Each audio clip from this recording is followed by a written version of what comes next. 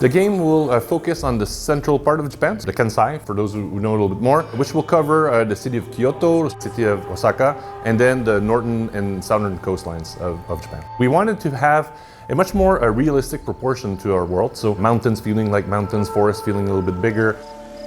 So the Portuguese got here a few years before our time period, when they're expanding. We're in a very important page of history in Japan because Japan is weakened by clan wars. The unification of Japan through Oda Nobunaga is also something to prevent Japan falling to the hands of foreign interests. So Oda Nobunaga, he's known as the first unifier. Ultimately, he says that he wants peace, for Japan. On the other side, who is facing him or who is, suffering that peace, I would say. The aftermath of the war will have our main character, Naoe, try to convince herself that she's not on a vengeance path against Oda, and she made a promise to her father that she wants to fulfill. So the promise will take her across the world, and she will see that they're not the only one that suffered from war, and that Oda is not the only one that gained from war. You survived the fall of Iga. Not many of our neighbors did.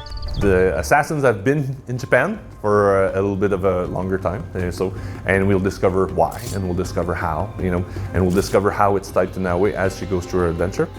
Obviously, if you say that the assassins were in Japan, the Templars were probably in Japan as well, and we will see how they emerge from that. So Yasuke is a very interesting character. He comes in as with the Jesuit, and then he will be offered an opportunity to join Oda Nobunaga. As he ventures into the world, Yasuke is always confronted to different situations, and he tries to analyze them from, what's the just thing to do. Yasuke comes from the outside, so he knows about Japan a little bit, but he doesn't know everything about Japan. As an example, Yasuke will always be polite with no bulls. He always do the right steps in presentation and all that, and now we will just jump in, half bow to stuff, and she could insult somebody that you shouldn't be insulting. He's tired of teaching children with no other virtue than their name. Yes, she's a young, naive person, but she's very brash and very confident.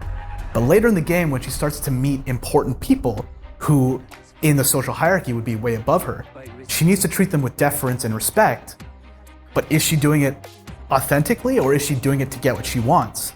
And that subtlety is something I think we really try to focus on. We want the audience to understand when Naoe is faking it and when she's being really authentically deferent to someone. It's all very focused on their eye performance as well as their facial performance. And in doing so, we've really kind of changed the way a lot of these cutscenes feel. And when these characters talk, you want to listen because you need to pay attention on what exactly they're looking at, right?